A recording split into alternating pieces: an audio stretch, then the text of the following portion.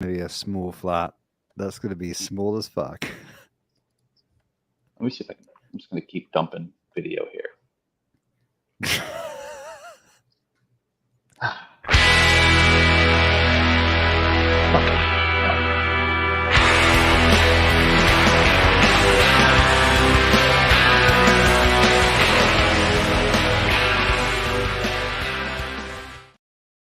Welcome to Gaming Nodes, a weekly podcast from independent validator teams.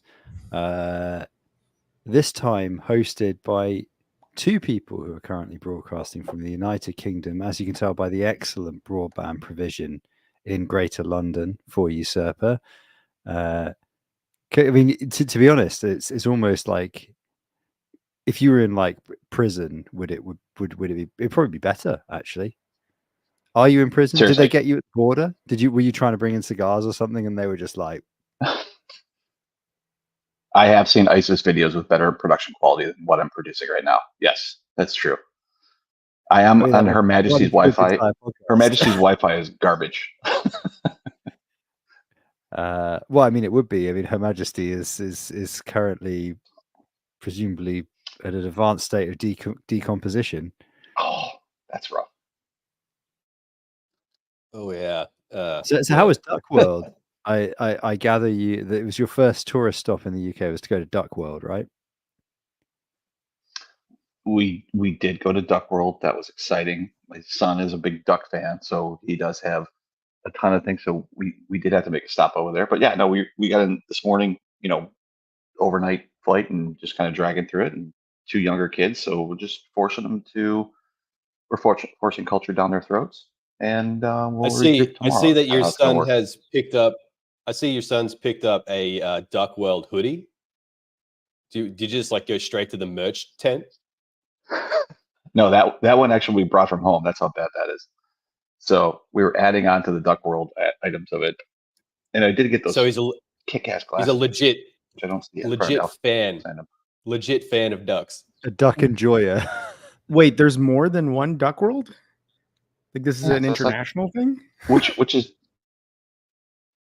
I guess mean, so, yeah. It was like it's not a big store, it's just a small store, but there's a ton in there. For that part of London, that store, the ground rent on that store is probably $200,000 a year, so it's a big store. They got to make their duck bucks like off of a lot of passing people who are into ducks, I suppose.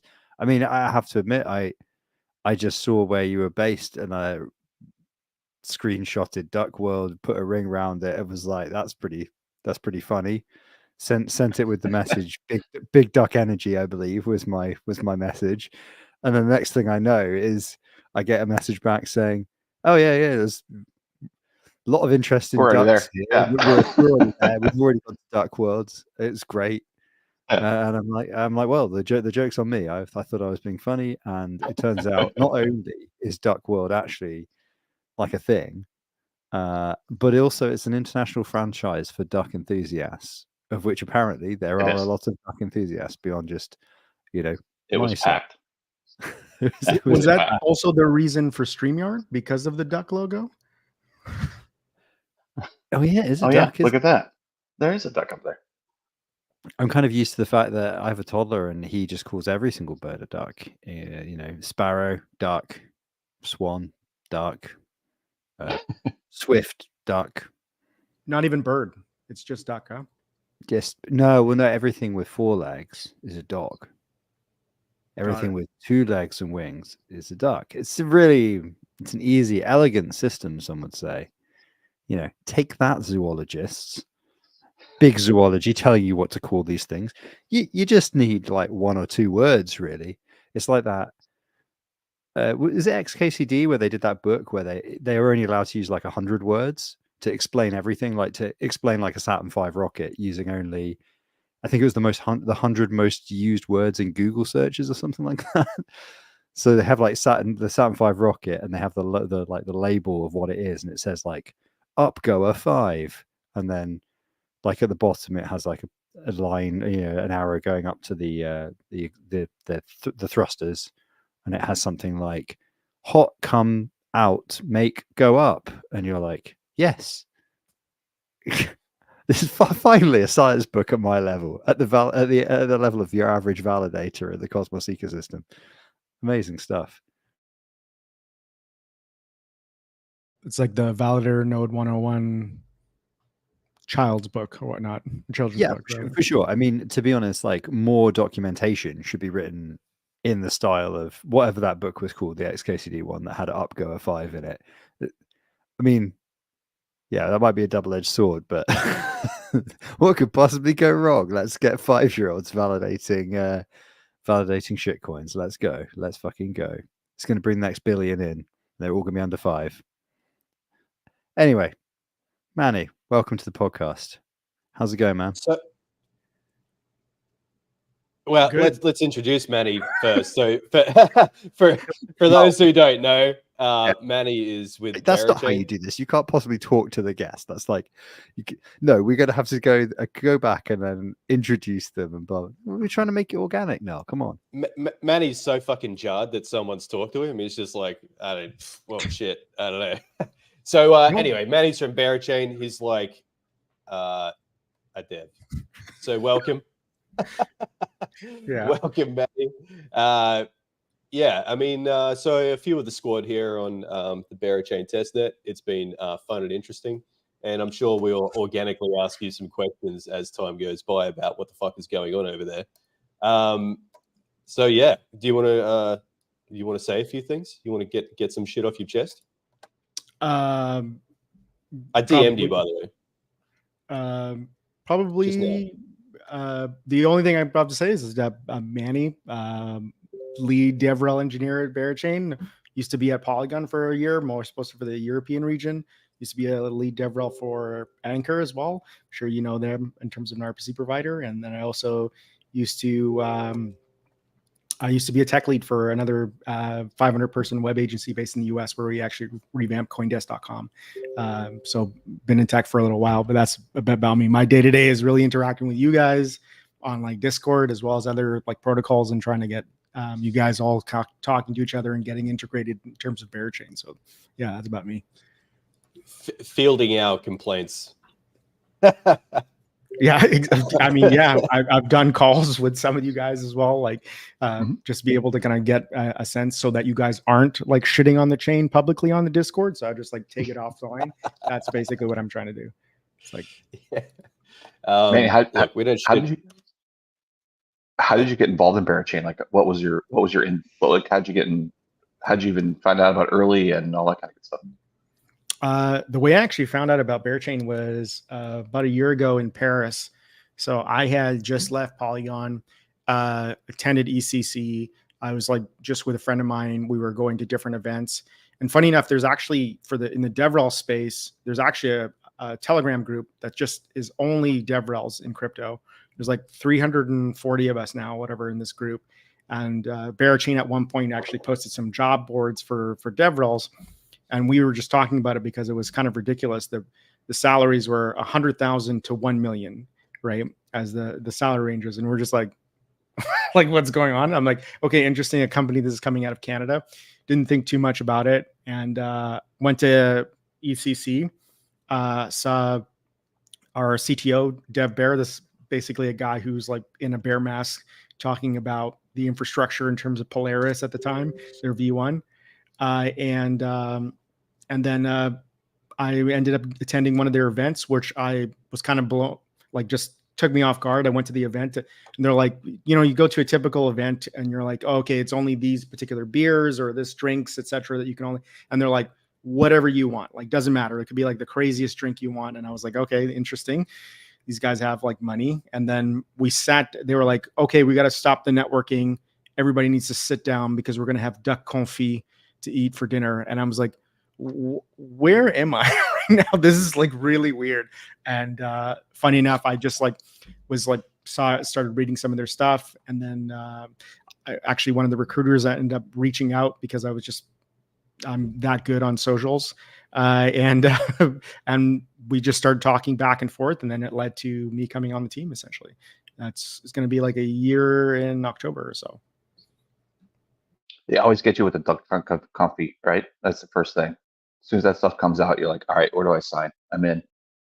By the way, like completely unrelated to your whole duck story as well. Ducks are just popping up everywhere around here. Just leave the ducks Yeah. out of this, man. Come on. What did the ducks ever do to you? So, at risk of acknowledging a guest and talking to them, I did want to just, some things I guess might be nice to talk about here, seeing as though people show up week after week just to listen to us talk about, technical things on blockchains.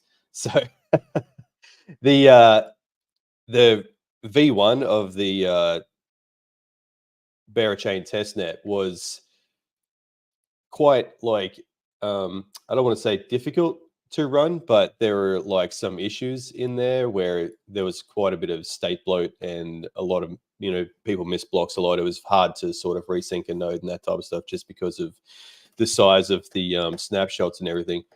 And from that, Berachain decided to like take a different architectural approach for the chain in the V2 testnet and separate out the execution layer and the consensus layer more like a Ethereum type network. And I mean, it seems to be running quite a bit better. I just thought I wanted to ask, like, what was besides the issues with testnet V1, like, were there any other motivations for separating those out, like efficiencies that created? Or I think the motivation is to make sure the chain is working, right? like chain working, step one. But ultimately, I think what, and I won't do it justice because like Dev Bear, CTO, kind of wrote a podcast, wrote an article on this on our blog or whatnot, on the architectural change.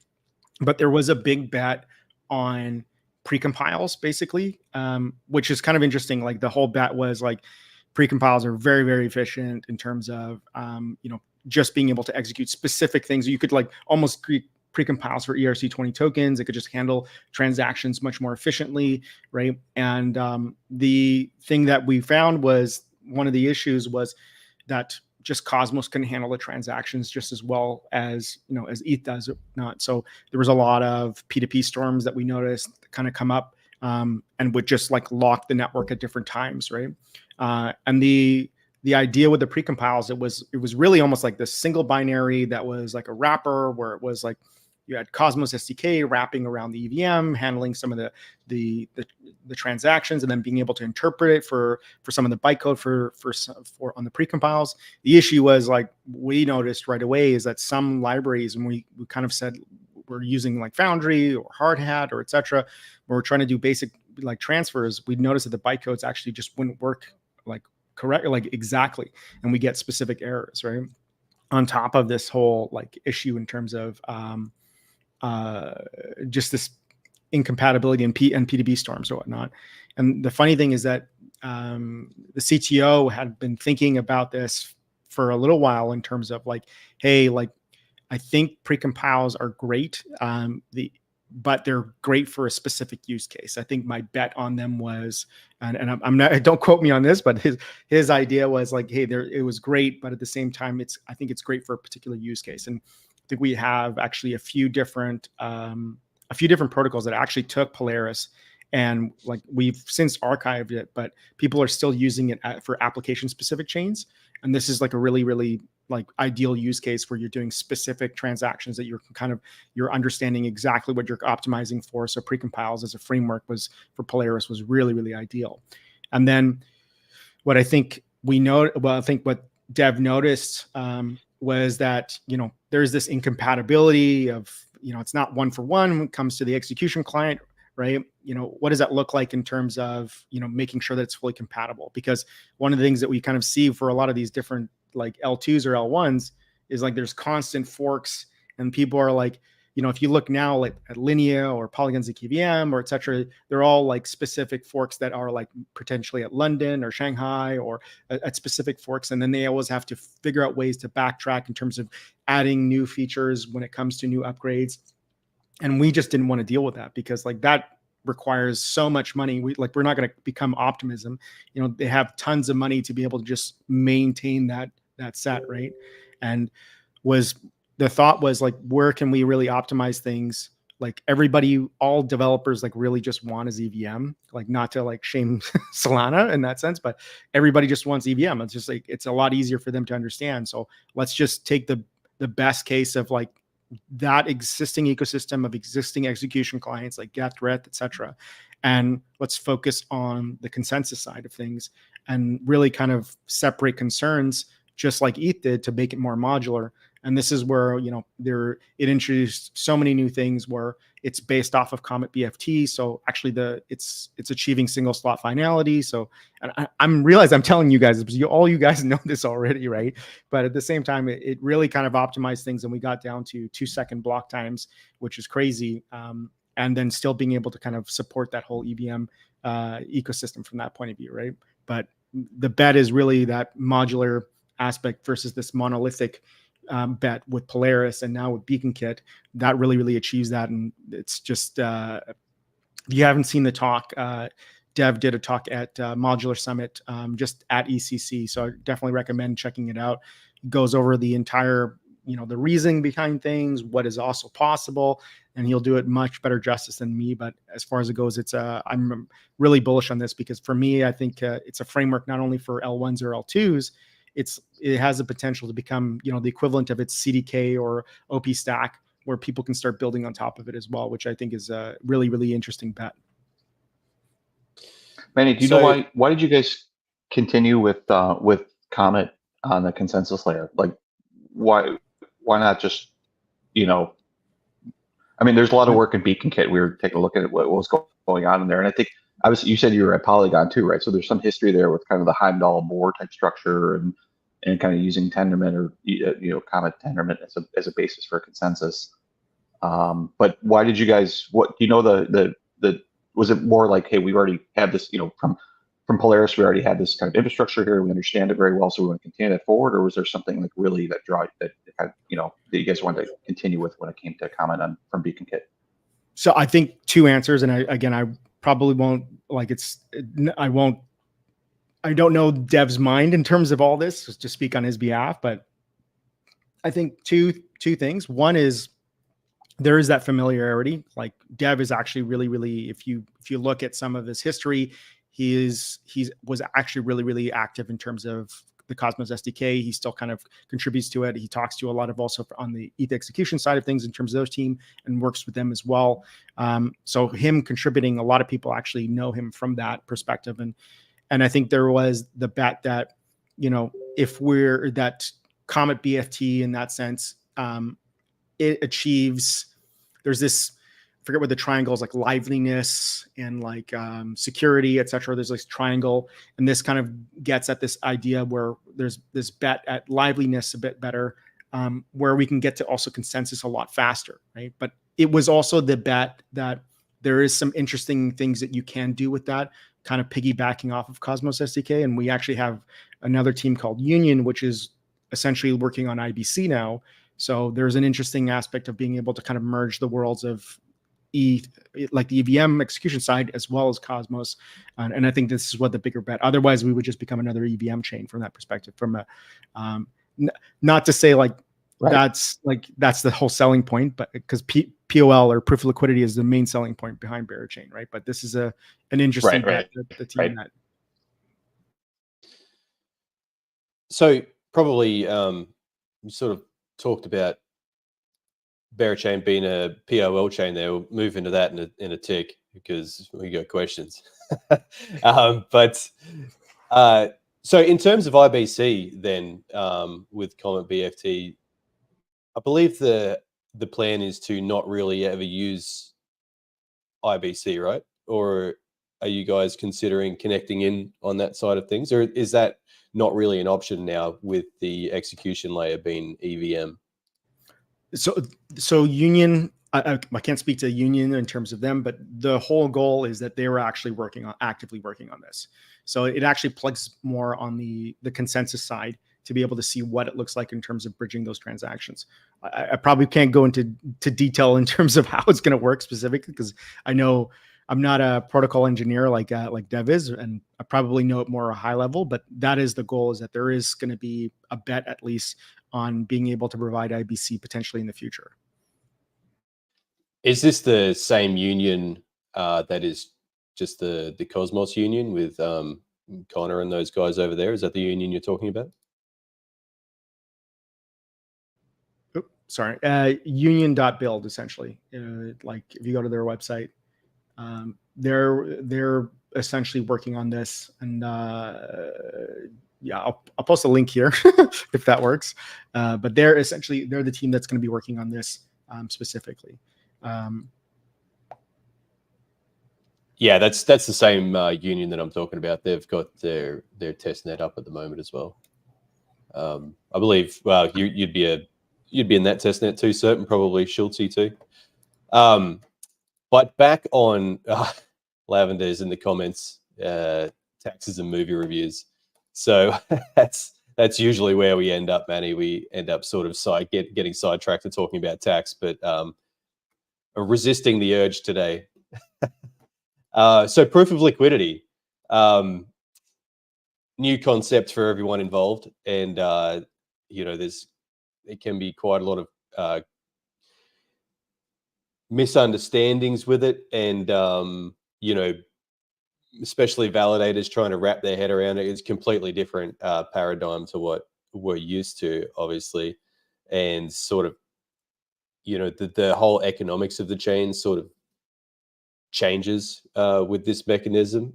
And so I was wondering, did you want to give us a brief rundown for me to then be able to probe you with questions on that, or did you want me to just start asking you questions about it?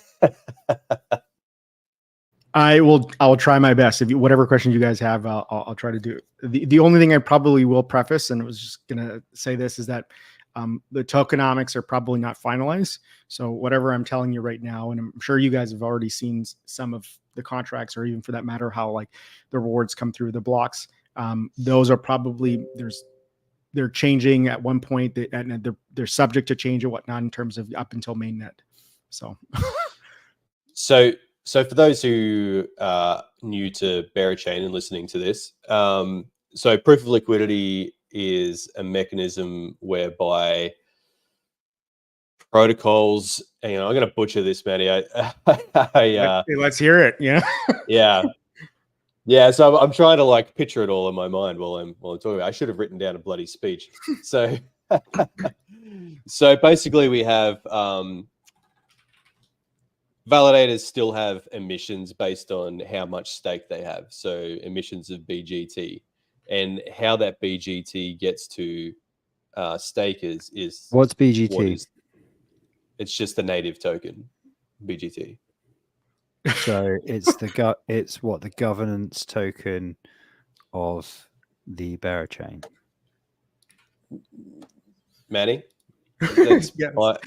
Yes. So yes and no for some things. So BGT, 5 words into it. Yeah. So BGT, Berachain governance token.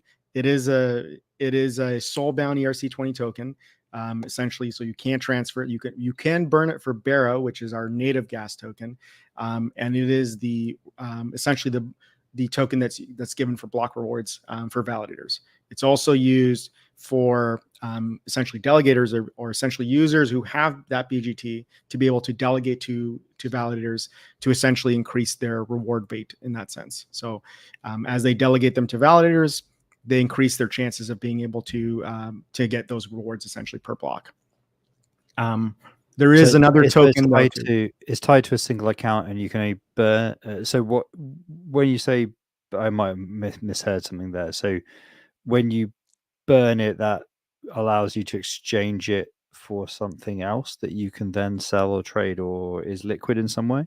Correct. Yeah, and that is the native gas token. So technically, what happens is that every block there is new BGT that minted for the rewards. At that same time, there is Bera that's also minted, but it's held in sort of like a vault in that sense, where it's kept one-to-one. So whatever BGT is minted, there's also Bear that's minted on its behalf as well, so that it's there that anytime that somebody does decide, or if they do decide to be able to burn it, there is something for it to be able to make it liquid in that perspective. But you might be asking, like, okay, well, why not just give me the gas token then? Like, what's the whole point of BGT, right? Well, the goal of BGT is really influence, right? If you think about it. So the way that it works is that you, as I mentioned before, users get to delegate to validators to be able to increase their weight. So they're essentially kind of influencing the network and saying, hey, we trust these particular validators, right? And the way that they typically get that is through reward vaults. And some implementation of a reward vaults are DEX, essentially, which is called BEX. So we have like whitelisted pools or whatnot. There are specific pools. There are reward vaults where if you LP into those pools, like Honey USDC, like not Honey USDC, but Honey Bear for that matter. And Honey is actually our stable coin, which is our third token. You essentially will get a receipt token, which you get to stake into this reward token, the reward vault. Sort of like a tokenized vault. You have shares, and validators actually, when they propose a block, they actually have to decide which reward vaults that they're actually distributing some of their BGT to. So basically, every block that's proposed, there's new BGT that's introduced. Every validator has it's called a bearer chef, essentially a distribution list where they actually distribute to specific vaults. Those vaults, essentially, that are people that are qualified or people that stake those receipt tokens, and those where we have a lending protocol as well. So if you borrow from our lending protocol, you're eligible to be able to receive that BGT as well. And we have our perpetuals as well, which is called burps. So if you actually contribute to the Honey Vault, you get a receipt token, which you get to stake, and that makes you eligible for BGT as well. So validators can actually distribute. What's the use case? I think I might perhaps I was just dropped on my head as a baby. What's the situation? What's the reason why if there's a pegging of there's always interest when there's a pegging, isn't there? But if there's a pegging of 1-to-1 between the governance token and the liquid token, what's the rationale for ever actually then needing the governance token to be separate from the liquid token, given the supply should in theory be the same, and in order to actually to change that pegging is effectively going to cause like a devaluation and like a kind of change in the economics of the whole chain. So and bear in mind a constriction of the money supply that actually you could also achieve the same thing by changing inflation or having dynamic inflation in some way, like the control of the money supply. If that is something that's important, it can be done for another reason. So that you could just lock the other tokens. So is it purely just because it effectively gives you it means you don't need liquid staked assets because the two tokens are separate? But do you get, I mean, my maths is fuzzy, right? It's not my strong point, but you obviously have the larger pool of liquid tokens hypothetically, but given that as I understand it, they're already kind of locked up and held in trust, it's not like users are getting the benefit of like liquid staking derivatives or something like that. It's more that they just don't, they have an extra layer of indirection, which I don't really fully understand. Yeah. So we get this a lot in terms of kind of understanding, because most people's like perception is really to go back to like proof of stake, right? You have your gas tokens, etc. It's, I'm staking with it. I'm essentially getting my rewards in it. Everything is pretty, straightforward in that sense. And we've basically bifurcated that, right? You have your governance tokens and your bearer token, right?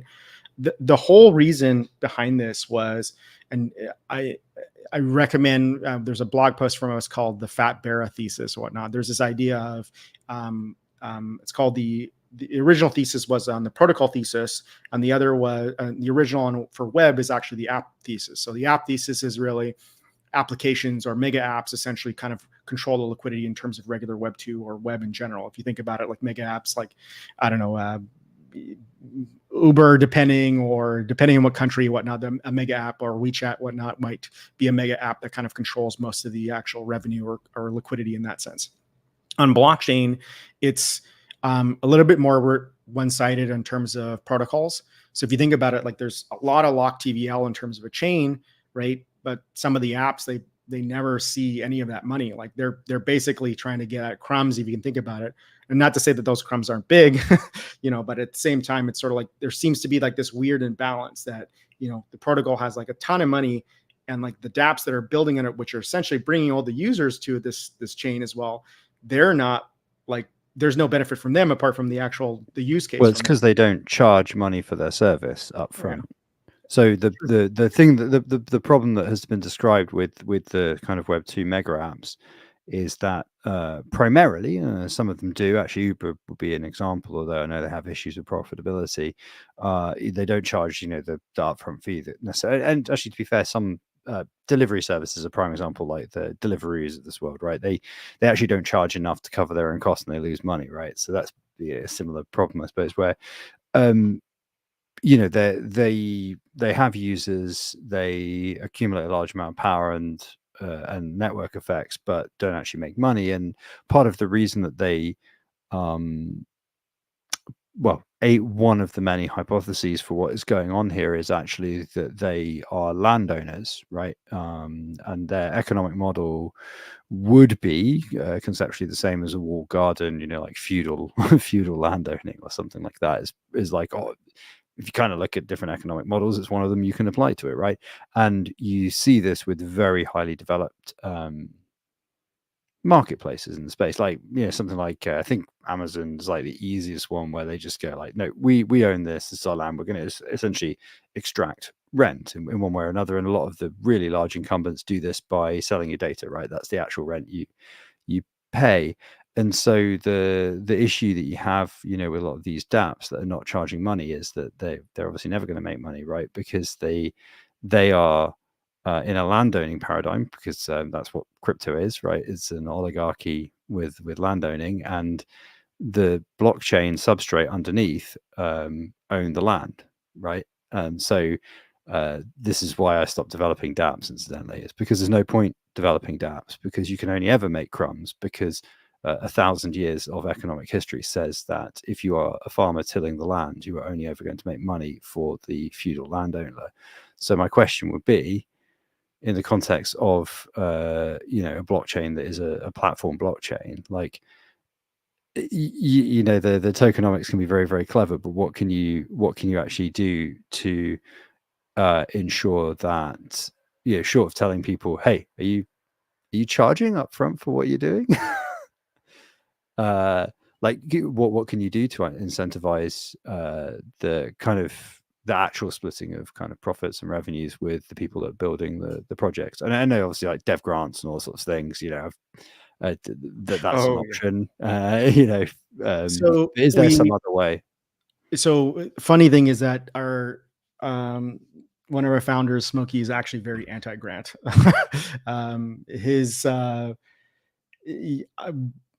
How explicit can we get on this podcast? Yeah, as much as you want, mate. Let it out. Noel's Australian, like. Yeah, there we go. It's like drinking water, basically. So he basically thinks of it as a form of prostitution in terms of grants.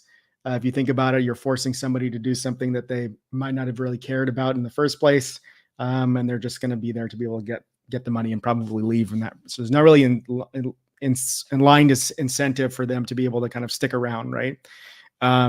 I'll let him talk about that, and I'm sure his tweet in terms of being able to kind of work on that or go in depth on that part. But I believe we have very strong alignment on that, Manny. There's plenty of rants I've gone on here previously about grants for applications that just don't make any fucking sense. Yeah. Sorry, continue. Yeah, don't get me started on how there's not enough that's going towards open source in my opinion, where it actually really needs to go. But to answer your question in terms of the way that it essentially works, and this is where proof of liquidity or POL kind of flips its head. And this is, again, I'll reference our article on the Fat Bear thesis or whatnot. And Noah, one of our technical writers, is great in terms of this. And sometimes this stuff is over my head, honestly. is really the idea that the way to really incentivize dApps to be able to build on chain is to let them know that they are actually going to be part of the chain in terms of being able to be more invested. And the way that we see that is that they actually would be able to get a portion of that TVL that kind of comes to the chain, right? Because because they get to influence validators in terms of delegating, right? Every project can apply through a governance proposal, essentially, and we're seeing multiple ones that are going to be coming out to be able to create reward vaults. For them, that essentially is the way for validators to kind of distribute some of those governance tokens, which they could potentially later on become liquid. But the idea is that they would influence validators, and validators also get to influence in terms of being able to decide which projects they want to actually direct some of their emissions to, right? So there's this sort of flywheel, you can kind of say, that exists between, and this same symbiotic relationship between like protocols and validators. And this is the thing that it requires a bit more activity, because validators have to actually choose, like, hey, where am I distributing some of these emissions to? I can't just like, hey, I've taken money, I'm staking it, I'm going to give you a yield, and that's about it. I'm not really going to incentivize the ecosystem anymore. Like, I don't see any validators are making deals with, like Uniswap, or for that matter, another, basically Uniswap. If they wanted to, they could just become a validator too, and then be able to kind of start their own shop, right? There's nothing that's incentivizing them. That would be the only way that they would be able to kind of align themselves, right, in terms of an ecosystem. Otherwise, you get the same scenario which we're having right here, whereas a lot of validators are going to different chains, right? And there's no incentive for dApp provider or dApp builders essentially going to different chains and being able to say, like, well, I'm just going to deploy to Polygon, and then now I'm going to deploy to to Optimism or to other solutions. Like, there's nothing for me to keep me here in terms of an actual chain. And if the way that I think of it is more like we're building out our dApp or app store in that sense, and this is kind of like the IP that goes behind Berachain, because how do you keep dApps, or how do you incentivize them to stick around, is really to be able to say, hey, you need to be more, invested in that. And the way that we've done that is really through governance tokens, right? Which, again, you can make liquid, but it's an interesting way for them to also, I've seen different models where they can incentivize their existing user base, like example, like gaming, where, hey, if you buy X amount of gems on my platform, I'll actually give you a receipt token, which will give you access to a reward vault, which you can kind of get yields from and actually influence in the network. So they have a win-win scenario in that aspect.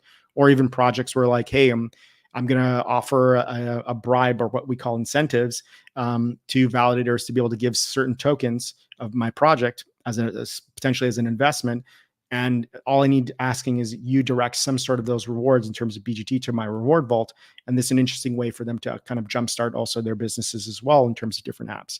So it's really aligning validators and protocols a bit more, and making it so that, there are interesting things that are built on top of that ecosystem because they're more invested. And hopefully that plays into it. And I definitely recommend like checking out our docs, because it has all these tons of graphics that I made in terms of kind of visualizing this a little bit better too.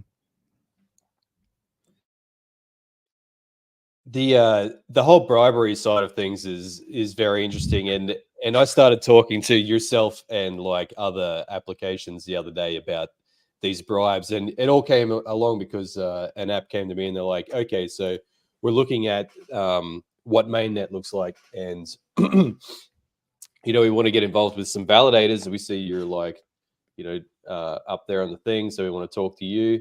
And so what kind of bribe are you looking at to direct some BGT to us? And I'm like, I do want a new Lambo. Yeah. But so I mean, I called you because I had no fucking idea what kind of things I should be asking for. But then you obviously sort of what you just said, then you explained that, the bribes is more of the incentives that they provide for us to then want to go and direct some BGT to them, so that we can then get some of whatever that incentive is in our wallet. But also, off-chain bribes aren't off the table either, right? Like, which kind of like, that's kind of a situation where, do you guys think about how decentralization plays into this, or you're not interested in the decentralization theater? Because a lot of this seems to be making deals and stuff, whether on chain and off chain, handshakes, that type of stuff, people talking to people, which is not really traditionally the scope of crypto, right? Like usually people want to be as far apart from people as possible. It's For the whole saying the theater of quiet bit out loud, decentralization. right? So Yeah, it's I'm saying saying there's thought as bubble. I mean, as somebody who's literally just written a paper that for academics to say, hey, by the way, you do realize that everybody in these ecosystems talks to each other, and you do realize that they're all informally colluding because it's the only way these networks can survive. That surprises people, right? But it's kind of obvious when you only have 100 nodes, and for a lot of reasons, including regulatory reasons, it's actually quite a good idea that notion persists, right? But then this is kind of saying the quiet bit out loud to some extent. Although I suppose to pick up on Null's point, and something we've talked about in this podcast a lot is like, what is, we talk a lot about what you said, decentralization theater. What is decentralization? And there's, I wish I could pull it out of my massively rubbish memory at this point, but there's a whole bunch of networks theory apparently going back to like way pre all of this stuff. Probably when people were doing network switches or something like very actually clever and useful compared to what all of us degens are doing. That had a whole bunch of stuff about like upper bounds of nodes in a reliable network, and like the fact that all kind of validator stuff starts to fall apart around 100, 175, 200. I mean, obviously there's a whole bunch of stuff in social network theories, like for humans, like apes together strong, whatever, man, about how we fall apart over 150 people, 150, 200, 250. We can't function much beyond there. But there's some stuff about how like there's an upper bound of peer-to-peer networks as well. There's a really interesting case study about the Tor ecosystem, which I won't get into because that's a whole what's it called, rabbit hole. But obviously that's like kind of unincentivized, and there's like a network of nodes and exit nodes, and what are they called in Tor? The ones in the middle, relay nodes, middleware nodes. So hang on, before you continue on that, are you? I'm out, man. Are you? Are you saying that the amount of validators that can exist in a network is directly related to Dunbar's number? I mean, fuck, that could. I hadn't actually even considered it, but maybe. Yeah, it's like the digital world and the social world are so alike. Well, no, because in Tor nodes, it's an order of magnitude bigger. It's like between 2,000 and 7,000, depending on period of time. But getting above that, there's some theory that's gone into how you can expand that even further, and there's not a lot of agreement. And it's a really, really good. So the reason it's relevant is that the running of the Tor network is a really, really good example of a community where it's big enough that people run nodes for a whole variety of reasons, in a whole variety of jurisdictions, in a whole variety of legal situations, in a low trust environment, often semi-anonymously.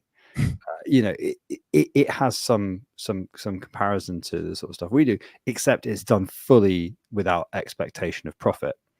And there is some theory behind this, like where people have studied it, that says that if you actually introduced economic, like hard money incentives into that, it would actually, the number of provided nodes would go down.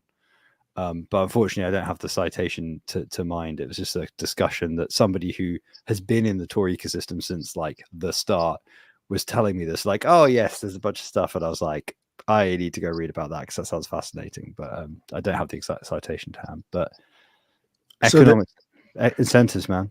So the theory is that as if you introduce some form of incentives, basically decentralization suffers to some extent. Yes, there's two bits. One is that decentralization seems to have an upper bound in more organically in ecosystems where it's more organically come up, right? In human civilization, we see that it has an upper bound based on communication, capacity of individual nodes in the network, Dunbar's number. And in more meshy networks, it seems that there are also upper bounds. And then, yes, additionally, the question is, and the argument that's being had is, does adding incentives that are the wrong incentive actually harm a network that is functioning without incentives? And indeed, would these kind of networks function without incentives? There's a whole actual argument that says you can run a payment network without incentives, which that's a whole other thing. So I think it might be true, actually, incidentally, but it requires a whole bunch of things that we don't currently have, like very light clients, blah blah blah blah blah. So then, is Ethereum then the outlier in that thesis? Then in that hypothesis? Oh, Ethereum isn't. Yeah, I think Ethereum is a technological freak for sure.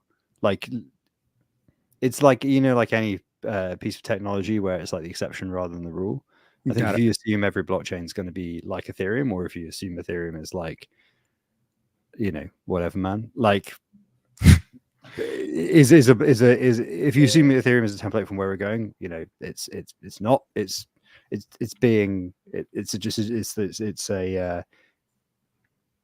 an interesting technological experiment that got out of hand and is now being grandfathered into the traditional economic system by trad boomer finance bros who see that it's a way of playing around with a bunch of stuff without the same regulatory controls they would have for like brushing their fucking teeth in the morning. Like they can't move from one part of the office to another part of the office without filing a log form saying that this nominally independent part of the building, which is one subsidiary, is firewalled from this part, but the toilets in that part of the building, and my desk is over here. So I'm actually not even fully joking about this. There are some companies that have that kind of paperwork.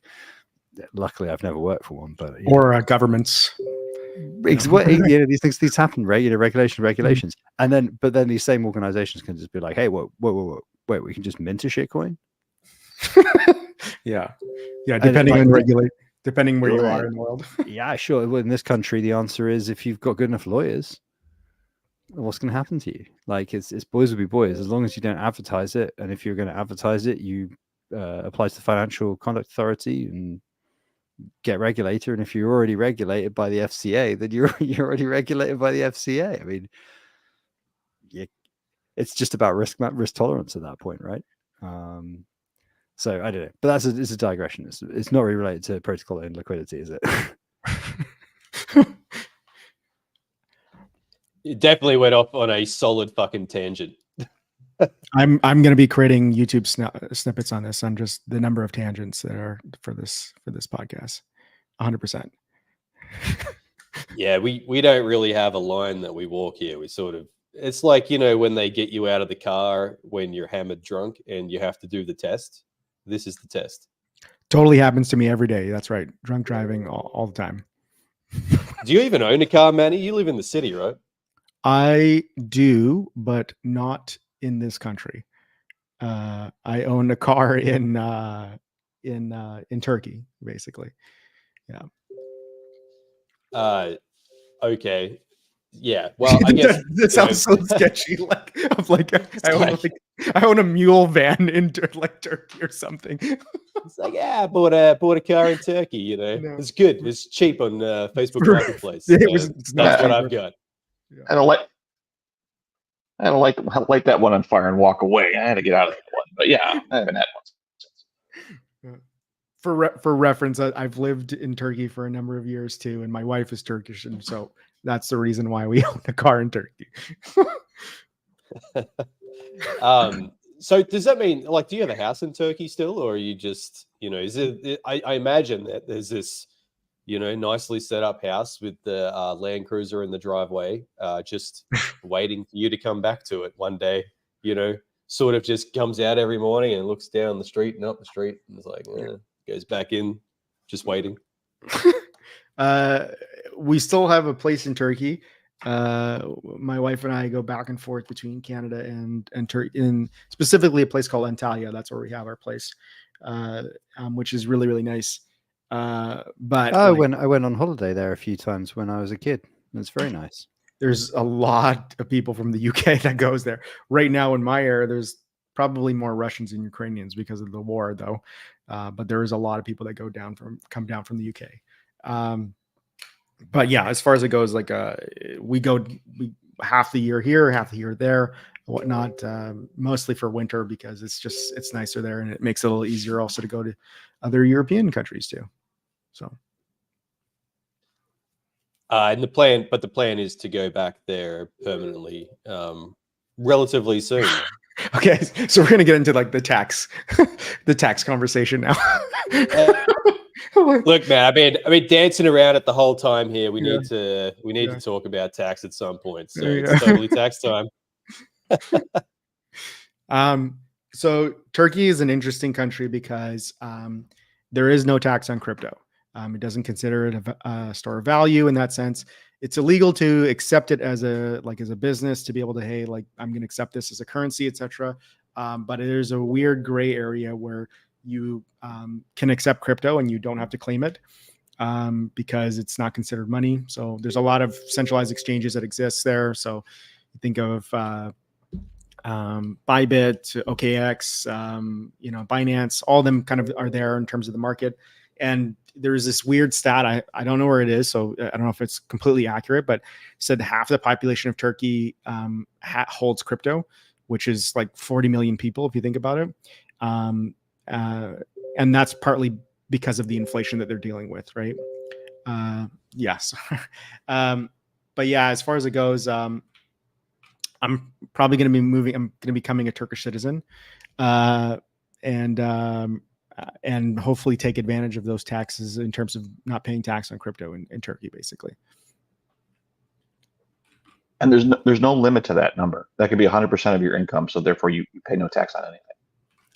Agree. Yeah. And the interesting thing is the other interesting thing, and I don't know how it is for other countries or how it is in the UK. Like in Canada and in the US, you have to file your taxes every year or whatnot. In Turkey, if you don't make any money, you just don't file your taxes. It's as simple as that. So there's like less paperwork involved as well. And crypto profits would be classed as not making any money. Exactly. Like it's not money, it's fictional, right? So you're never going to file a tax return again. What about on the cash side of things? Like, so obviously you've got your crypto, but it goes in and out of a centralized exchange. So when you like cash out money into real Turkish lira, is that, do you have to keep some sort of cash accounting? Do they account that as like a cash flow, profits, income, nothing like that? They're like, that's funny money. Not financial advice. I should preface this all, but we don't have any financial advice here. Yeah. We talk about it all the time, but it's definitely not advice. There is a couple accountants that I deal with in terms of what that looks like.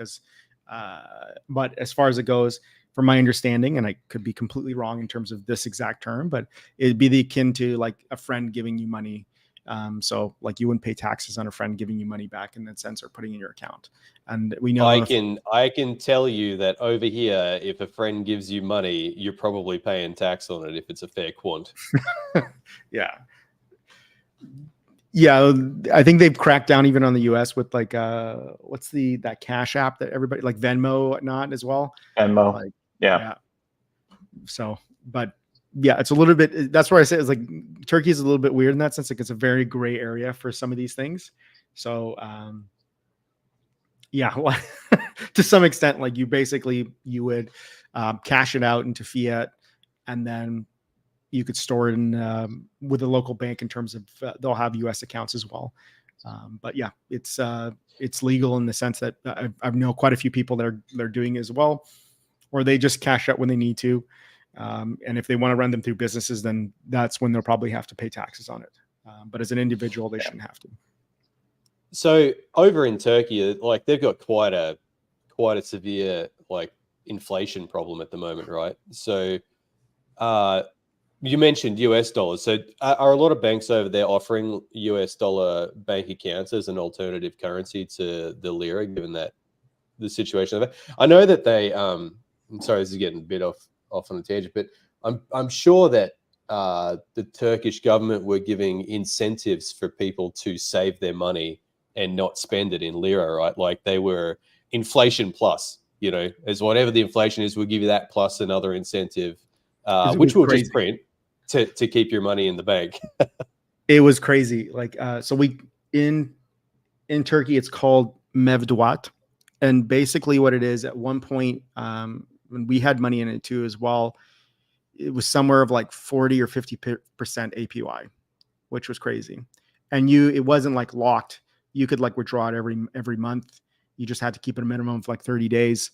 But if you kept it in the local currency, you can still get some of the rates really, really high right now in terms of getting returns. At one point, we had enough money in it that it was paying for our rent because of some rent like restrictions in terms of for things. But yeah, it's crazy. But a lot of people they have a mistrust in terms of how financially Turkey has been handling things, and they've basically just been hedging their bet and buying USDC or USDT mostly primarily to kind of have US dollars or have access to it, because one of the issues is that you can have it with a bank that's local, but they're going to charge you crazy amount of fees. They might have more restrictions, and actually Turkey actually made it. If you're familiar with a service called like Wise or some of these proxies that do exchanges like really, really cheap, they've had to shut down for Turkey because one of the requirements is that they kind of, I think it was, they had to have a physical presence in Turkey. And a lot of companies are like, no, we're not going to do that. Right.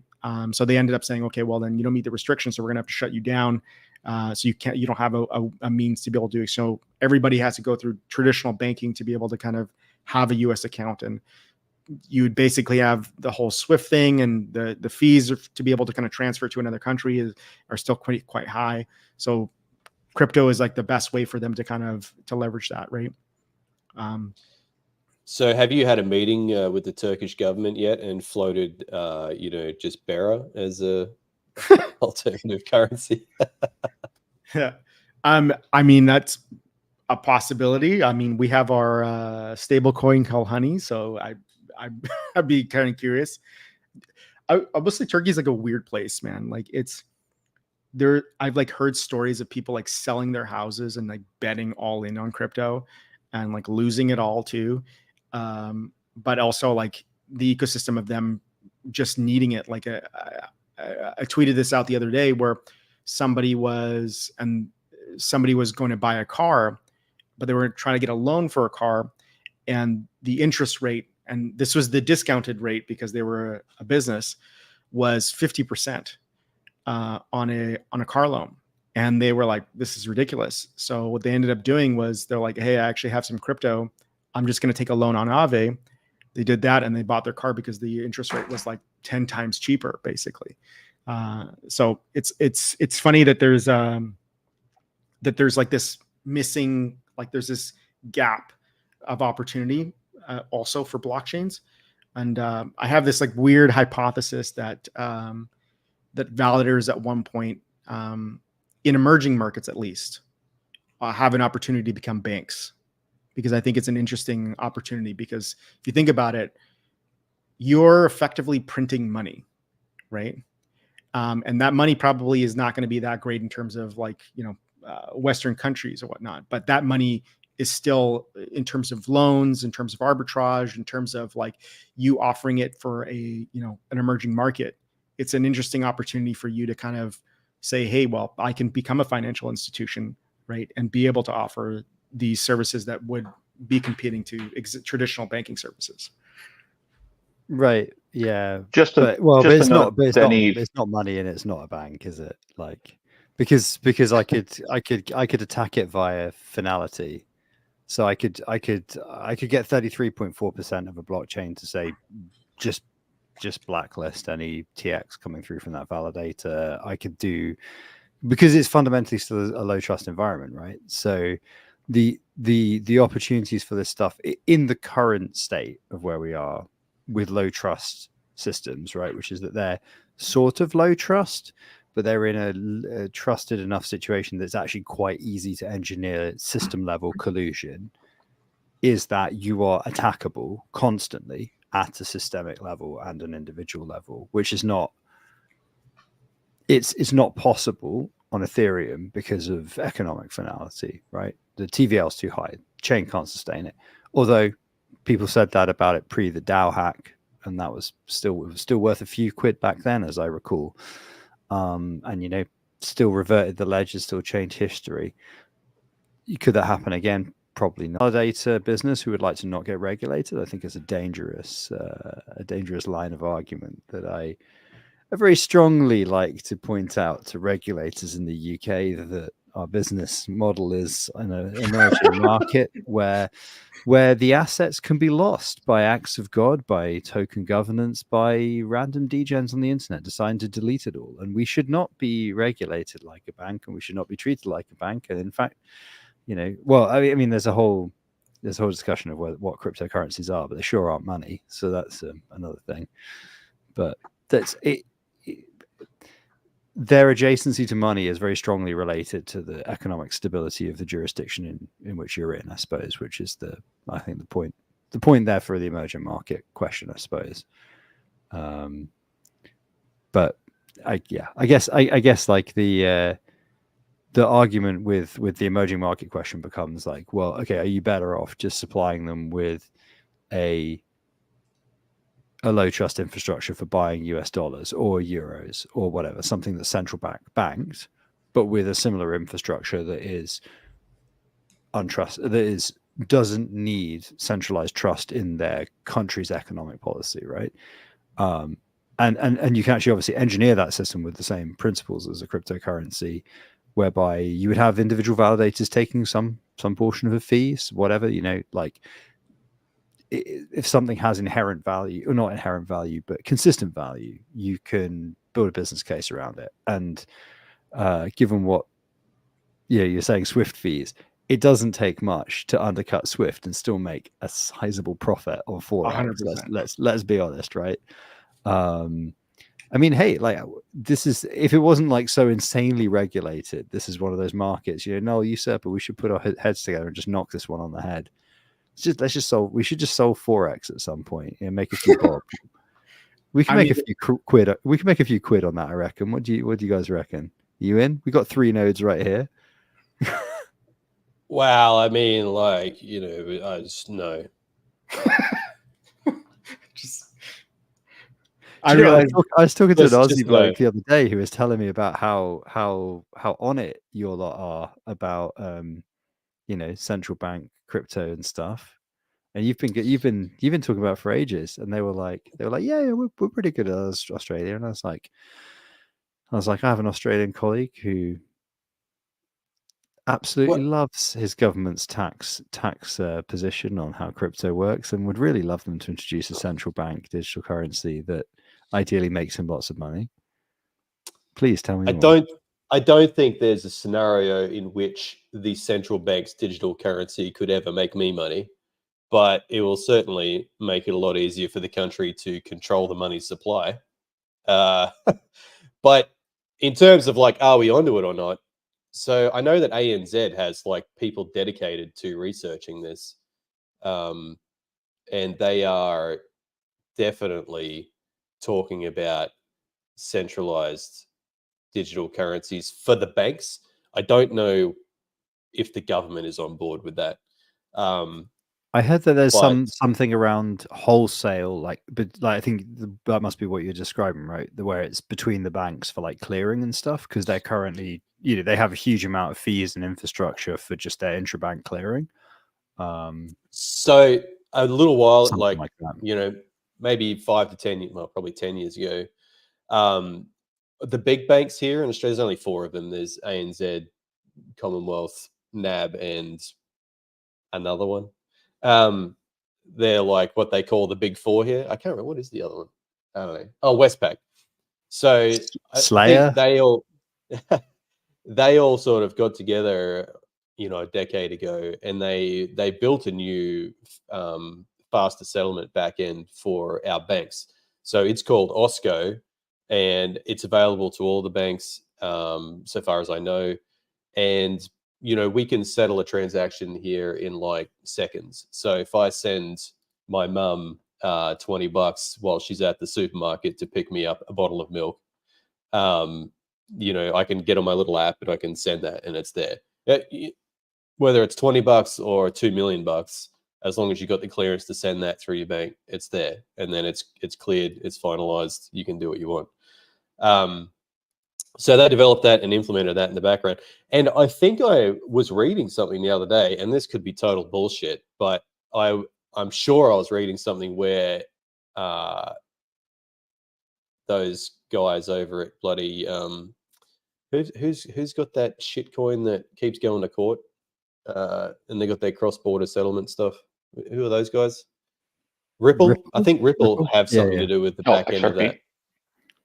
Yeah, well, XRP is like, different to Ripple the company, but Ripple the company have some other settlement products that they've been working on for a fair while now, and I think they may have something to do with that back end process. But that I'm not sure if there's actually like any cryptography that backs it, or if it's just a general ledger that everyone writes to with a permissioned ledger or something. They sponsor a lot of academic conferences that are in Switzerland. That's all I really know about the Ripple behind the scenes. They obviously have a particular market they're going for. Fun fact: Brad Garlinghouse was the richest man in the world at one point, when there was a pump on XRP in like 2017 or 18 or something like that. The last, maybe 2020, 2021, the last pump, when I think XRP was like so long ago. I don't even remember. Yeah, I was a young man then. I think XRP was like $3.50 or $4 or something Australian. I don't know what it was, US. But Ripple, the company at the time, owned like 60 billion of them, which was 60% of the supply. Because I think there's 100 billion or something of that supply, and various creators own some. The Ripple company owned 60 billion. And obviously the CEO, Brad Garlinghouse, owns a lot of that company. And then, so by proxy, ended up being, for a couple of days, the richest dude in the world. Fun fact. Didn't know that. Fair enough. Yeah, it was definitely only a couple of days. I think maybe I was the richest guy in the world at one point, with some shit coin for 30 seconds. Yeah, I mean, who knows? Wasn't there what was it Juno peaked at when that guy accidentally shorted it, and they fucked up a liquidity pool, tried to front run a liquidity pool? Was it $3,000? Oh, god damn. Yeah, do you remember like right at the start of Juno, somebody tried to exchange like thousands and thousands of dollars, like 9,000 euros or something worth of Atom for Juno, and got like I think I do remember that. Like that. Is it? Yeah, if you could trade one Juno for 9,000 euros, then we'd have all been the richest people on the planet. But hey, I've been rich in many shit coins. Remember Netta? I was rich in Netta for 30 seconds too. That was all right. I was rich in Raw for 30 seconds. I was rich in that other shit coin for 30 seconds on Juno. I was rich a couple of times on Juno, but unfortunately the dumb side of my brain said keep it all. What's the most amount of money that any of you guys have lost, out of curiosity? I think the last shitcoin pump in 2020, when it all fell apart, we had a significant amount of shitcoin, like over $1 million, that was locked up in various ways that we lost most of. Oh, I'd say basically all of when that market came crashing down. So yeah, if you add like all of the stuff that was, so there was like this big period of time where validators got incentives like early in networks from like lock tokens that didn't unlock for like, some case like 6 years or whatever, or whatever it might be. So it wasn't like you legally didn't even have access to them. I should really strongly specify for tax and legal reasons that we really have no access to I the love these access asterisks. that way. You know, Yeah, but it's like it's one thing to be like, oh, hypothetically in 6 years, if we had access to these, this would be worth $1 million, right? And then like now that's like worth like $2,000 or something, and you're like, but of course, what happens is like at the point where you look at it and you're like, God, that's a hypothetical amount of money in like 6 years' time, where that's like $200,000 or something. What's actually happening is the founders of that project are at that very moment selling everything. And that is exactly why you will never recoup in 6 years' time. And sooner or later you have that conversation with your lovely accountants where you say, I think it's time for us to write this down. Let's put that in as functionally illiquid. but that's more like lost opportunity, right? Like as opposed to like you Right. putting capital in, right? Like what would be like the most amount of money that you've lost by putting in capital, out of curiosity? Probably it'd be in the Everybody's like, over. I don't put money into this. Well, that's Well- not true, because if you say you pull your we keep profits in USDC, right? So I would say that's then ours, right? That's money that we can then put back in, and we've bought coins for various reasons. It might be just to buy a stake to stay in a chain in the early days or something, just to keep in there or something like that.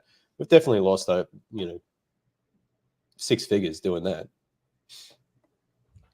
But maybe Terra, right? Terra would be that was an event that people had stables, and I think that's not a necessarily, lot of validators. that's not an lost. investment loss, but that's a true loss. That's not like that was over the course of 30 minutes, not watching Juno drop over the course of 4 months or whatever it was, right?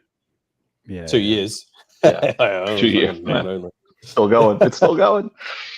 Yeah. Unrealized gains is difficult to be able to quantify, but like stuff like that, like losing tokens to Terra or USDT. Well, I mean, I could say we paid tax on like we I paid just tax. love every comment is like, we pay taxes, everything is kosher here. Like, No, every comment is- We're So not a 'cause the bank, way- but we do pay taxes. Because of the way taxes work, you pay it on the unrealized. If you stake, that's a taxable event, right? So if you make money off a protocol, you make money from rewards, and you withdraw those, you claim those rewards, and then restake them. You create a taxable event, and you immediately pay tax at the market value on that day of the token. So we, on various Cosmos chains, restaked pretty heavily in the last bull run, and we had to pay. I think we had to pay tax on something like £200,000, I think, worth of hypothetical gains for tokens that are now probably cumulatively worth about 10 grand or something. That's weird. Okay, so it works like that in Canada too. Like it's weird. It's like, so for you, do you end up just writing that off? Like yeah, you eventually are going to have to unstake it and just sell it at market, realize the loss, and then it means if you're validating a chain in future and the token price radically inflates, you won't pay any capital gains tax on it as a business, because as a business you say, look, well, we're already running a net loss of like 100k or whatever it is on the balance sheet. I mean, it's a lot less than that, because it will be whatever 13% of whatever. So but it gives you, it means you can you can pay a bit less tax, but obviously like you'd rather make the money and then pay the tax on the money you just made, rather than lose money and then get a tax rebate later on, money that you still have to make a second time, because now you've just had to make money twice to cover the fact that you lost it the first time. casino style. Yeah, I mean, but that's the industry. Like it's crypto. Like everybody has flubbed their taxes or done something inefficient, or like from a personal basis. Like I got paid for some work to me personally, not to the company, because it just got sent straight to my wallet, which very not ideal. And you don't want to ever do that. If you work in the crypto space, always work through a company, always have stuff paid into company wallets, blah, blah, blah. But it was, whatever. And I was like, "Ooh, this coin's a bit risky." So converted it to another one, which was much more easy, like name recognition. And I was just like, well, just leave it in there to the end of the tax year and figure out what to do with it. And then the place I put it tanked. And so I had to pay the tax, like as an individual. So not even me as the company that I run. This is me as an individual. I had to pay a tax bill on the value of the token at the point where I was given it, and then by the time I sold it off, it was worth like a fraction. So like the tax bill I had, like by selling absolutely everything, I just about covered the tax bill that I had. And I was like, this is why I shouldn't trade anything or have gut feelings about anything, because I'm just gonna be wrong. And after that, on the couple of occasions where people have paid me directly for advice, help, or just a thank you or whatever, I've just sold it immediately. Just never look back. You just go boom. As a company, we do different things, but as an individual, yeah, no way. That's the only way you can be sure, right? Is that the same in Australia though? Like, I'm just beginning to wonder if this is like a monarchy thing or whatnot. So I didn't catch any of what the phrase said because I wasn't fucking listening. But what happens over here as an individual, if you get crypto somehow, then it's income. If you get an airdrop, it's income. If someone sends it to you, it's income. If the source is like not known, it's income. At the same time, if you have to calculate a cost base for everything. So if say if you sent me, I don't know, 10 bearer and that was worth $100, then I have to pay income tax on $100, and then I then have an asset of $100 of bearer, and my cost base is $100 for that 10 bearer, $10 a bearer. And then if it becomes worth more, I'm liable for capital gains tax. If it becomes less, I'm liable for, I get a capital loss, which I can put against other capital gains. And that's about how it works. So everything you buy and sell, you have to have a cost base and a sell price, and then the difference is capital gains or losses. And it's a total fucking administration nightmare as an individual. That's why you pay for bookkeeping, though, isn't it? That's I why have a you moved to bookkeeper, Turkey. Yeah, So- exactly. But you can do other things as a business. That's as an individual. As a business, there's other options. Which is Like why just it's better to firing run as a every business. accountant who disagrees with you until you eventually roll the dice and the accountant is like, I like the cut of your jib. Let's go with your strategy. And you're like, excellent. My strategy is now canon. It's in the fucking website, the ATO website. So my assumptions were correct. So I am not. So I'm well within the bounds of what's acceptable.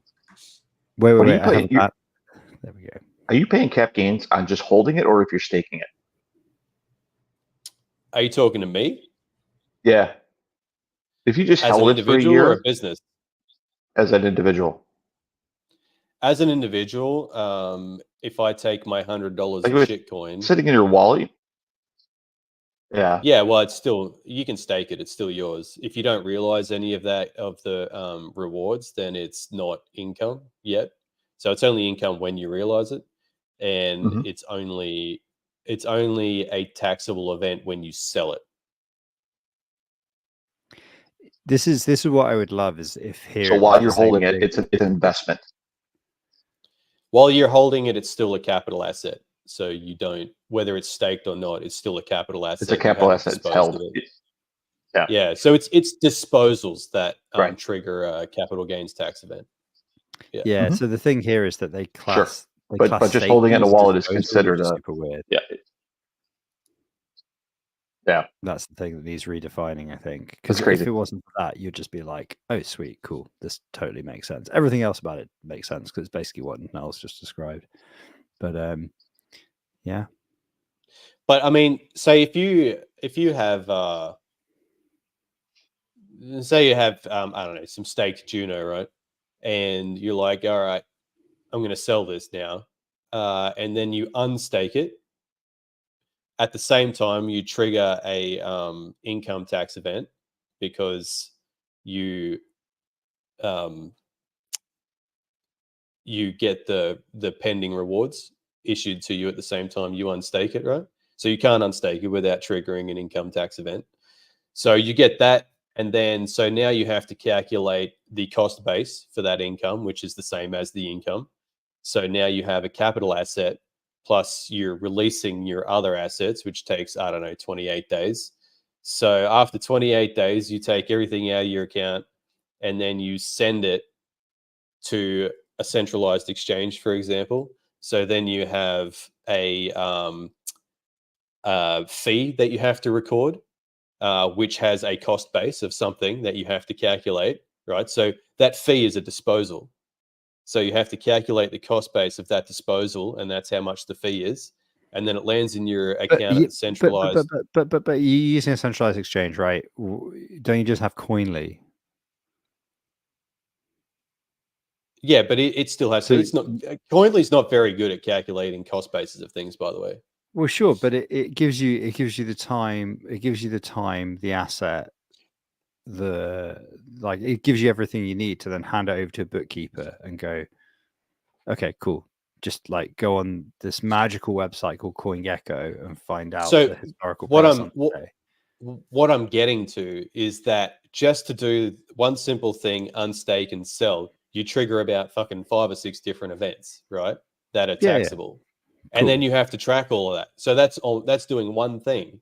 If you're like active in crypto, you're triggering hundreds a day, and you have to track the cost base of everything. It's an absolute fucking nightmare. Yeah, I mean, yeah, exactly. I mean, I had to write custom. I remember I had to write custom software to do this in the early days. Of Cosmos exactly. Because Coinly is, and then Coinly's I found not that there's tracking people fucking who Juno, is it? No, but then it doesn't matter because you just there's this magical people called bookkeepers, right? And what they do is they do administrative tasks related to accounting. If you just like give them the couple of extra tools that they need to do, like go to CoinGecko and here's a spreadsheet of whatever. But you have to keep the spreadsheet. You had to write software to extract the data. Like I don't need that anymore. I don't use it. I don't use it. I haven't used it in a year. I just pay people to do it now. Well, in any case, you're having to pay someone to do it, right? So that's more expensive. You're missing the point. It's an administrative nightmare. Whether you do it or fucking pay someone else to do it. It's no longer my nightmare, which is like the key essential point here. Like I'm really trying to get across the point that like my administrative nightmare now, that period of my life is over. And it's great. But what I want to understand, and maybe we can have Manny back. Maybe we can have Manny back, because what I do want to understand is how I do understand the tax structure for bearer proof of liquidity when my validator node is diverting BGT back to 5 or 6 liquidity pools with bribe. Like, is there a model for that? Yes, you go straight to jail. You go straight to jail. Do not pass go. Actually, no, what you have to do is step 1, move to Dubai, which everybody's essentially doing. And then you go. You don't have to deal with any of that. Right. Or go to Turkey. Actually, I'm kind of curious in relation to this or whatnot. Like because taxes have just been getting crazier and crazier and crazier. And I've talked to like a number of people that are also in crypto in North America or some Western countries or whatnot. I wanted to get your guys' impression, because for me, for you guys, are you getting the same where people are thinking like, hey, screw this, I'm moving because this is way too much or whatnot? Like, have you guys seen that sentiment as well? I think paying tax is so fucking ingrained in Australians that they don't care. Yeah. Like you do get your hardcore cryptos who are like, man, this tax, the government's robbing us every day, fucking blah, blah, blah. I mean, I don't mind paying tax. This country would be fucked without tax because of all the roads and infrastructure that needs to be built. Like, just to go to the next town, I'm driving 200 Ks down the road. Could you imagine how fucked that road would be if there was no tax? That's obviously the government's pretty bad at spending money. We've all seen they do waste absolute shitloads of it. That's Mad Max would be like the that would be the upper echelon of roads around here if we didn't pay tax. Have you seen the fucking terrain that's out here? They turn that shit into roads. They dig it up, lay it out, turn it around. But, you know, infrastructure, sewer, water, how the fuck is anyone going to get this without paying tax? So let's pay your fucking tax, man. Yeah, I mean, the only people I've ever encountered in the UK who are very like moved to a new place because of tax, because they're in crypto, very, very young men who have just decided that's a thing. And at least one person I met, they were like, yeah, I'm going to move to, can't remember where it was. And then I think they might have got laid off like really shortly after that. And it was like, so you just like kind of moved because of your job, but now your job has ended and now you just live in a place you don't fucking like, and you're probably going to have to move back because they're not going to extend your visa. Now you don't have the big balls crypto income. So, you know, what was the fucking point? You may as well just have stayed in the same place, paid your tax, and played five-a-side football with your mates at the weekend and had a life, you know? I don't know. So it kind of the depends other where your thing- center of gravity as a person is, doesn't it? And also, like Null said, you know, I had a kid, you know, we have free healthcare here. Like you go through that process and you're just like, yep, it's what tax pays for. I got no problem with it. You know. So also, like, look at it like this, right? I'm sure Dubai is a really nice place. I've never been there, but I do know you have to be fucking rich to live there, because a lot of the people, like, people go there because they're rich, which makes And not them turn gay, right? everything. We What? Oh, went. sure. But Well, no, that, but in, no, but Dubai is like one of those places. I'm pretty sure I'm right about that, right? I think it's getting by the day more and more westernized. Maybe they don't. Maybe they do. But in any case, it's a very expensive place to live, and it's only getting more expensive as more and more rich people move there. So you might be dodging the tax, but your cost of living is going up astronomically. And I can't sustain living in fucking Dubai. Like, you know, I'm not driving around in a Lambo. I'm not moving there just for tax. And Australia is a beautiful country to live. It's fucking enormous. There's hardly anyone that lives here. Great roads from all the tax that we pay, and like free healthcare, good schools, fucking beaches. Why would you want to go anywhere else? Fuck America. Freedom's here. That is such an Australian reaction to. Nice. It's like starts as taxes, ends with, and have you fucking seen the beaches? Like Beautiful white sandy beaches, man. We're fucking surrounded by them. You can go anywhere and just walk into a beach and die or surf, whichever one you want to do. well, There's you can get eaten by a shark or drown or get on a there's fucking piece of- jellyfish. There's jellyfish up in like the north. Irukandji up north. Yeah, you can't go in the ocean up there. You don't Yeah, wanna yeah. go in I the was ocean. like, I You'll was like die. all stoked. I was like, saw this big old fucking beach. I was like, let's go. And then like wandered towards it, and there's all these signs saying, if you touch the water, motherfucker, if you go near the water, a box jellyfish is gonna jump out, rip your fucking heads clean off your shoulders. And you're like, cool, message Plus, received, just- not going in the water. Just being Australian practically makes you a warrior, because there is everything trying to kill you here. Whether you're in the water, on the land, hiding in your bathtub, there's stuff it's just around the corner. Death at every turn. Every turn. The phrase just started laughing uncontrollably. But you know, there's also tax helps out with that as well. They you know, keep some of that crazy wildlife under control. So it's funny because like I think the difference, well, maybe I don't know about the UK specifically, but it's maybe because you trust your administration to actually Oh do no, things. no. We've just had the worst government for the last 14 years that's happened since the war. Probably the worst government. Although there have been some really bad other governments. Every government is always worse than the previous one. They don't seem This to was get pretty better. special. Like, And they also seem to get worse at spending money subsequently. Like it's like they just get fiscally dumber as it goes along. But from anyone I've ever talked to,